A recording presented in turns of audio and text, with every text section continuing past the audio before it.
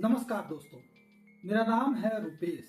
अरुणाचल प्रदेश से सिर्फ 800 किलोमीटर दूर चीन के सिचुआन के गहरे पहाड़ों में चीन एक खतरनाक खेल खेल रहा है। सैटेलाइट तस्वीरें बता रही हैं कि चीन नए बंकर और प्लूटोनियम फैक्ट्रियां विस्फोटक टेस्ट साइट बना रहा है, यानी कि चीन शक्तिशाली हथियार बना रहा है।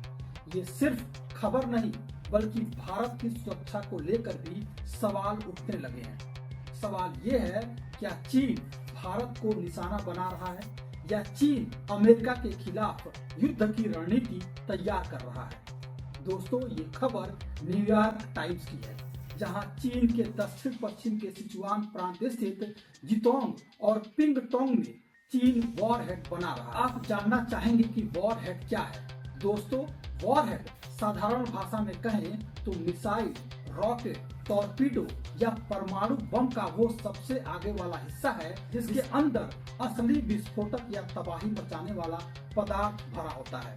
इसे ही वॉरहेड कहा जाता है। जितोंग में चीन के इंजीनियर नए नए बंकर बना रहे हैं। मजबूत दीवारें और पाइपों का जाल बिछ रहा है ताकि वॉरहेड को हैंडल किया जा सके। चीन यहाँ हाई एक्सप्लोसिव टेस्टिंग कर रहा है। वहीं पिंगटोंग में डबल दीवार वाली फैक्ट्री है जहां प्लूटोनियम पिट्स बन रहे हैं, यानी परमाणु बम या मिसाइल का मुख्य हिस्सा चीन पिंगटोंग में बना रहा है। इस जगह पर 360 फीट ऊंची चिमनी है। अमेरिका का दावा है कि 2024 तक चीन के पास 600 से ज्यादा वॉरहेड्स थे, जो 2030 तक 1000 से ज्यादा वॉरहेड हो सकते हैं। यानी रूस और अमेरिका के बाद चीन के पास सबसे ज्यादा वॉरहेड होंगे और चीन इस वॉरहेड का विस्तार 2019 से कर रहा है। अब सवाल ये उठता है कि चीन ये सब क्यों कर रहा है। चीन वॉरहेड की संख्या क्यों बढ़ा रहा है। क्या चीन अपनी सुरक्षा के लिए ऐसा कर रहा है या चीन कुछ बड़ा प्लान कर रहा है। दरअसल चीन बड़ा परमाणु साम्राज्य खड़ा कर रहा है। हजारों वैज्ञानिक और इंजीनियर पहाड़ों की खुदाई कर रहे हैं। मिसाइल बनाने वाली पुरानी साइट्स को फिर से चालू किया जा रहा है। चीन के जितोंग क्षेत्र में पहाड़ के अंदर गहरे गहरे बंकर बनाए जा रहे हैं। इन घातक मिसाइलों की जांच करने के लिए 10 बास्केटबॉल कोर्ट इतना बड़ा टेस्ट एरिया को चीन ने विकसित किया है। जितोंग क्षेत्र में मिसाइल के कोर को मजबूत किया जाता है। वहीं पिंगटोंग क्षेत्र में चीन परमाणु हथियार और घातक मिसाइलें बना रहा है। अमेरिका का दावा है कि 2022 से 2026 तक की सैटेलाइट रिपोर्ट से ये साफ दिख रहा है कि चीन जितोंग और पिंगटोंग में नई इमारतें बनाई हैं और अभी भी कई इमारतों पर काम चल रहा है। जितोंग और पिंगटोंग में सिर्फ मिसाइल और परमाणु हथियार बनाने की फैक्ट्रियां नहीं है, बल्कि चीन खुद को सुपर पावर बनाने की नींव रख चुका है। सवाल ये भी उठ रहा है कि क्या ये सब ताइवान पर हमला करने के लिए तो नहीं किया जा रहा, या पूरे एशिया के देशों को प्रभावित करने के लिए तो चीन ऐसा नहीं कर रहा। चीन का मकसद साफ है, दुनिया का नंबर 1 का ताकत बनना।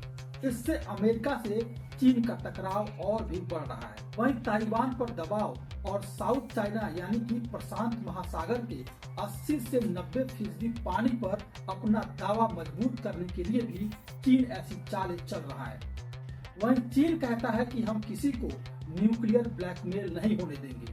अब सवाल ये उठता है कि इसका असर भारत पर क्या पड़ेगा।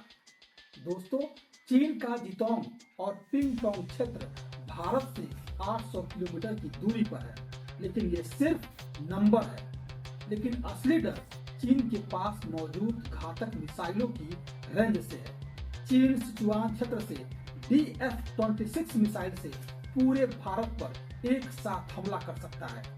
वहीं DF-41 मिसाइल से चीन सीधे दिल्ली पर हमला कर सकता है।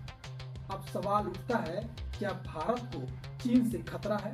इसका जवाब है हाँ, भारत को चीन से खतरा है, लेकिन अभी चीन का मुख्य फोकस अमेरिका और ताइवान है।